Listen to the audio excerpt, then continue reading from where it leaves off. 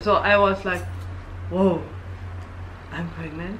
I'm just like almost 22 and I'm pregnant and I'm studying, and I suddenly felt much too young for it. The first feeling I had when the water broke, I was utterly afraid. I had this panic moment, and right after that panic moment I became completely calm. I was in my mother's bathroom and taking the shower, and she was, hurry up now, and I said, mommy, relax now.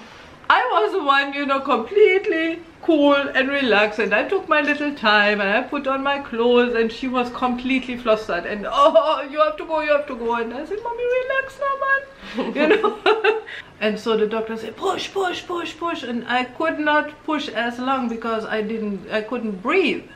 I was like and I couldn't breathe through my nose, so I had problems. And then he, after the 4th or 5th contraction like that, he got really angry with me. He shouted at me. Basically, I think at that point in time what he did was still in the experimental stage too. It was because he was the only doctor within the entire Germany, I found out later, that was doing this, and then used it on me without my knowledge.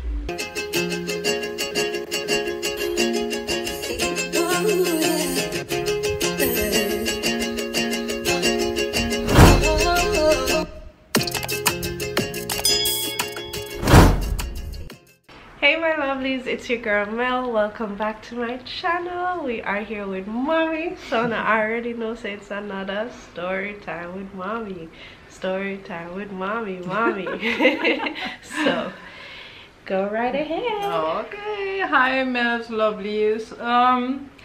Right now we are at a time when I'm around 22 and still studying my visual communication, still living in the farmhouse with sometimes quite a few people, because over the summer we had more people than usual that would stay with us, because we had some upper rooms that were not insulated, so people could only be in there in the summer. Basically in the winter it would be too cold, but in the summer our house was always full.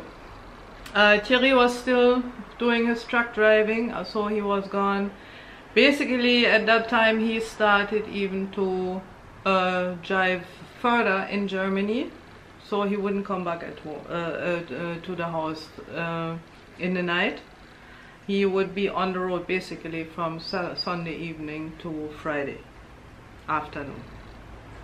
So we didn't see each other that much, but as it happened, we saw each other enough for me to one day realizing, after we had some nice love making, that there was a little ping in my belly. And I was like, what is this? This feels weird. And I had stopped contraception a while before, because I mean I had taken the pill from I was 16, and I needed a break after all these years. And remember, at that time the pills were very strong still, because they just came on the market, so they were not like today where you have the little tiny dosages. At that time it was a big deal still. So I decided when I was about 21 or so, I said, okay, I need a break here, because 6 years or 5 years of taking the pill is enough. So took my break, and then I had this little ping in my belly, and yes, 2 weeks later I did a pregnancy test, and guess what? Your girl was pregnant. Was I 22 already? Yeah, I was still 21 going on to 22. That was end of the year 77. How were the pregnancy tests? They were practically already the same at that time. Because I mean, no, I guess they are much you needed to wait basically until after your period was supposed to come. Nowadays you can practically take them already right after if you want, but so they were not as sensitive as today, but it was in existence already. And then it was like, oh, I mean, it was like not a bad feeling or anything, but I was afraid. you know, because all my friends I had around, most of them, let's say, did not have any children as yet. So I was, out of my closer friends, nobody had children as yet. So I was like, whoa, I'm pregnant. I'm just like almost 22 and I'm pregnant and I'm studying, and I suddenly felt much too young for it and not ready for it at all. And I was like, really, oh my god. But then, I mean, Thierry was happy and I was basically happy as well, and we really said, okay, fine, our time to start. Obviously, I mean, the universe told us what to do. So basically, I did not have a hard pregnancy, to be honest, because I mean, I did not even throw up. I felt nauseous at times, but I never really threw up, and everything was okay. I did my doctor's appointments like what you're supposed to do over the time, and the belly was growing, and all my friends, they came and said, wow, Sabina, really? You're pregnant? Wow, you are so mature that you can do that. And I wasn't mature what? You know, I didn't feel mature at all. I felt like more insecure than anything, but it felt right. So of course then we went through with it, and the time passed. The birth date was actually the 5th of July 78. That was the appointed time. And so, I mean, we went through the pregnancy flying, I could say, more or less, because no problems, none whatsoever. And I was young, of course, and strong, and didn't have any problems with that. So basically, what I wanted to do, though, at that time, when you went in Germany, in our hospital, to have your child, they, after birth, they would take away the child, put it in another room, and keep it there until the child was ready to be fed again, and you would stay, I think, 3 to 5 days in the hospital. And for me, that was a horror idea. I said, no, I mean, if I get my child, how can you separate me from my child? And so we found a little hospital about 45 minutes drive from where we were. Drive on the highway, not on normal roads. And so we went there, we looked around, and we asked them if it would be alright if I could have the baby there, and they said no problem, of course. No, and so I was registered and stuff. So on the evening of the 4th of July, because I was really anticipating this birth, and I said, hey, the date is coming, come.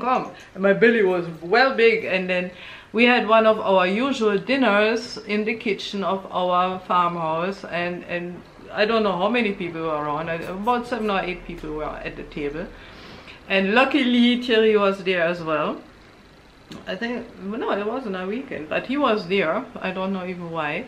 Oh, I think he took off for that occasion. So I said, I want to be around when my baby is born.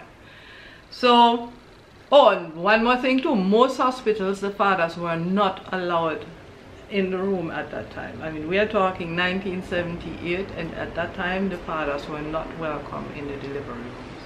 So in that hospital that we chose, he was welcomed in. So basically, I had a cold too at that point in time. I remember that vividly. So I got up at some point in time from the table, went into our rooms, and suddenly I feel something running down my legs, and I said, oh, what is this? And it turned out that my your water broke. My water broke. And I was standing there and like, Jerry, can you come please? And he came in and said, my water broke. I think it's time to go to the hospital. So I had my bag packed already, of course, and everything. So it was about 9 o'clock in the evening. So we jumped in the car. Now, if you remember, I told you we did not really have water supply in the farmhouse. We only had this brass or copper hand pump in the kitchen. That was our only water supply. So actually, even in the warmer time, we would just go shower in the garden with a with a hose or something, not even a hose, a bucket or something, exactly. I would go to my mother's house frequently to take my showers there and wash my laundry. So our first move was to drive to my mommy's house so I could take a shower. So we were in my mommy's house and mommy was like, oh my god, you have so far to drive. Don't go, hurry up, you have to reach your hospital. And it was very funny. The first feeling I had when the water broke, I was utterly afraid. I had this panic moment. And right after that panic moment, I became completely calm. I was completely relaxed and calm, and it was like, okay, so baby is coming now. Didn't you have like contractions? At that point in time, they started slowly, but they were far apart still, pretty far apart. So basically, knowing that we had all this way to go, we just got ready. And I was in my mother's bathroom and taking the shower, and she was, hurry up now. And I said, mommy, relax now. I was the one, you know, completely cool and relaxed, and I took my little time and I put on my clothes, and she was completely flustered and, oh, you have to go. And I said, mommy, relax now, man. You know. So we went in the car, we drove to the hospital. I think we reached there. By that time, it was already about midnight or something, around midnight. And so they admitted me and stuff, and I got, they looked at me and said, oh yeah, you still have time. And then the doctor did something, and then my pain was gone. The pain was completely gone, and I said, wait, this is weird. So they said, okay, you take your time, you go to sleep a bit if you can. So Thierry was on my side in a chair starting to sleep. I starting to sleep. It was by that time, it was like 2 o'clock in the morning or something. And I didn't have no pain whatsoever. Or did they give you an epidural? Or? Yeah, but I didn't know. Oh. I was not aware of it. That was the weird part, because, and it was not even an, is it an epidural when they put something in the uterus nerve directly through your vagina, not in your back also? I don't know. I don't know what it was called, but I wasn't aware that would happen. So for me, but I didn't really lose any thought. It was my first child, and I had no idea what was going on. So for me, it was like, okay, I don't have pain right now, nice. And I actually dropped asleep for a short period of time, when suddenly I got this intense feeling that I had to go use the bathroom. And so I called somebody, said, oh, I have to go use the bathroom. And they said, no, don't worry yourself. Those are the contractions to push out the baby. Yeah. Right? And just relax and do what we say. And so, as I was mentioning, I had a cold. And I was lying there, and I had these strong contractions to push out. And so the doctor said, push, and I could not push as long because I couldn't breathe. I was like, and I couldn't breathe through my nose, so I had problems. And then after the 4th or 5th contraction like that, he got really angry with me. He shouted at me, he said, don't stop pushing now, go and push. And I said, but I can't breathe, I don't have enough air, I have a cold. You know, so he was nasty at that moment, and I was like, whoa, you know, I mean, you're giving birth here and somebody shouting at you, that's not the nicest way to deal with. But I guess what happened is, because I had those contractions, he needed to get this baby out as quick as possible. So finally, my baby was born, everything healthy, everything fine. They put him on my belly. Thierry was by my side the whole time, and then the usual procedures, what you have to do and this and that. And then basically the doctor talked to me and said, oh, why didn't you push more? And I said, well, I have a cold, and I didn't really feel so much of an urge neither. And I said, how come I didn't have pain? And he said, what do you mean, how come you didn't have pain? You came to this clinic to get the I don't know if it was called epidural, it was another name for it. And I said, what? No, I did not know about that. The only thing I knew that you have rooming in here and that the father can attend the birth. I did know nothing about the other part there. And he was now completely and said, oh, but I thought you came here for that. And I said, no. So basically, you know, they should have informed me much better. They kind of just let it, I don't know, pass by, or how you want to call it. And I was completely unaware. And basically, I think at that point in time, what he did was still in the experimental stage too. It was because he was the only doctor within the entire Germany, I found out later, that was doing this.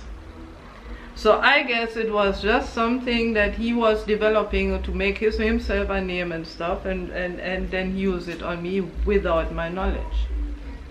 Well, anyhow, everything went fine, nothing happened. So, and I'm not the person to quarrel about those things. I think in America I could have become a millionaire about it. Well, in Germany too. So they put me in a room. It was like, Yosha was born around 4 o'clock in the morning. So until everything was finished, and it was like after 5 to 6, and they put me in a room and said, go to sleep now. The baby was beside me. Thierry decided to go home to take a shower and do whatever he had to do at that point in time. So I couldn't sleep. I couldn't sleep. I mean, hello, I just gave birth and I was happy, and it was not such a hard birth, and I was like fit like what? So the baby was sleeping. I decided I'm going to get up now, you know, and I start to get up and walk around, and suddenly a nurse comes, oh my God, you have to go back to bed, you just get a baby. And I was, yeah, but I feel good. I don't want to lie down. I feel like I want to party now. But anyhow, I went back to bed and stuff. And the good thing in that hospital too, they kept you there for a few hours. At that time, it was very unusual as well. And no, they kept you 1 day.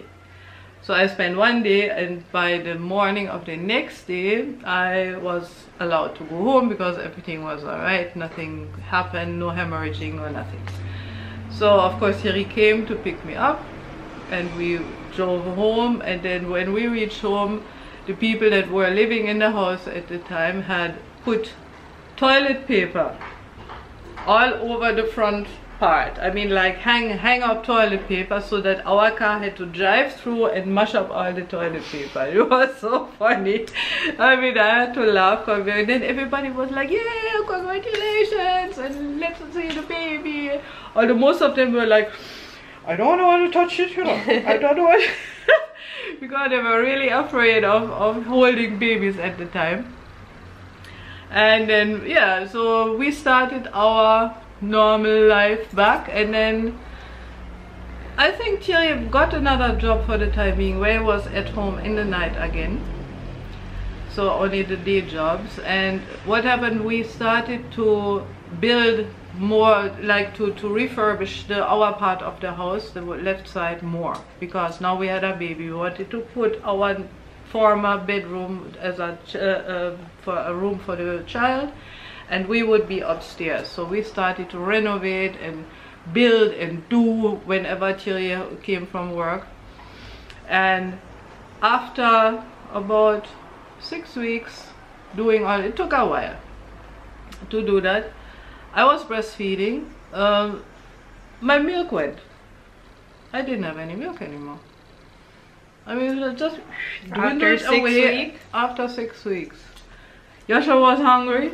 You know, he was a very hungry baby. He was a nice baby. He was not giving trouble. He was not crying a lot. He did not have any colics or anything. He was really, really cute and nice. But my milk gone.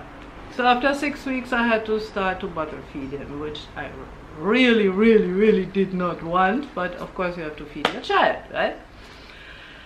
And then we finally finished the bedroom upstairs, and then suddenly Thierry's father decided to come. I mean, he from Switzerland. He said, okay, I want to see my first grandchild. And so he came and he brought his dog with him, a shepherd lady, a wonderful dog. And then it was summer, of course, in July, right, or even August at the time. So I put Yosha outside in his little crib in the garden, you know, and that shepherd would lie underneath that crib and would, I mean, I could approach, but nobody else. He was protecting this baby to the max. I mean, it was like, nobody touches him, only mommy can touch him, you know. So that was really even cute. his owner. Yeah, even, I mean, he would not do anything against his owner, of course, right? But he was like, it was a she, what was her name again? Kitty. And was like, and then really looking at him, don't do it, don't do it. But she wouldn't growl or nothing. But other people, what? So then he only stayed a few days and left back to Switzerland, and we just continued our little life with our first baby. When did your mom get to see the baby? Oh, right away when I came out of the hospital, of course. Yeah. Sorry, I forgot about that. Yes, I even stopped at her house before I went home. I stopped at her house and said, see your grandson here? And then the problem was to find a name. So, because I was sure, and I didn't even want a boy. I was sure I would get a girl. So we had pure girl name. And then suddenly this thing come out and it's a boy. And I was like, oh, how to call him now? We did have a few ideas and so, but basically that is how we ended up. Basically on the way to the hospital, we were considering that it could be a boy too. So we said, what are we going to do when it's a boy? What would the name be? And I had a few names, but then we decided for Alyosha. So that is how he got his name, but we never even thought about a second name. So basically he is the one of my 4 children that does not have a second name or third name. So it's only Alyosha, and he's number 1, and you saw him all, you know him all, the tall guy that he is nowadays with his own 3 children, or soon more. Yeah. So that is the story for today, guys, and then we go on next time with more of my German stories. So Yosha born. Just a band. Finally. Yosha has finally arrived. Yeah. You know. In 1978. Do you remember any of the girls' name that you had? One would have been Cerise. Cerise is French and means cherry, because it would be July. July is cherry time, and I like the sound of it, Cerise. Cerise. So that's the only one you remember? Yeah. Right now it's the only one I remember. So Yosha, that would have been her main name. You could almost name Cerise. So he made it to Alyosha. So is it that after, like, for the other children, Cerise was not? No, that never came up back again. I think it was mainly to the time of the year. Oh. Because it was July, the date of birth, and you girls did have different times of birth, and it never really occurred to me again. No. It was not like, oh, I definitely want this name if I ever get a girl. No, it was just like for that child. Okay, well guys, this is Alyosha's birth story. As mommy said, if you want like a pig. Oh, yeah. Hold on, one more addition to it. A few weeks after he was born, we made a big party. Yosha's birth party. So we had about 60 people in our house. We had a big fire outside. We got a wild boar from somebody who worked with the forestry department. So we had the boar roasting outside on the open fire. We had a live band playing, friends of us, they were playing. We had sangria at the time. Sangria is this red wine with fruits and stuff, because it was summer, of course. So that was a perfect drink, you know. And then a few people that were not that close but had children came with their children. So we had one in our big bed. We had several children lying and sleeping in the night, you know. And that party was a blast. I mean, seriously, I kept the skin of the wild boar. We cut it off ourselves, and then we kind of scraped it off and stuff, and I nailed it on the wall outside and put salt on it and so to cure it. And that wild boar skin, I had it for years. I don't even know what happened to it. Must have happened somewhere when I went to Jamaica also. But that party was a blast. So Yosha, when you were just born, you had your first huge party already with whole heap of music, whole heap of drinks, whole heap of people, and everybody was happy and had fun. So that is basically how welcome you were at the time and how glad we all were that you were born. No. Now I can end the video. Alright guys, so that is Yosha's little birth story. Thank you guys so much for checking out Mom's story time as usual. Please remember to like, share, and subscribe. And we will see you in our next video.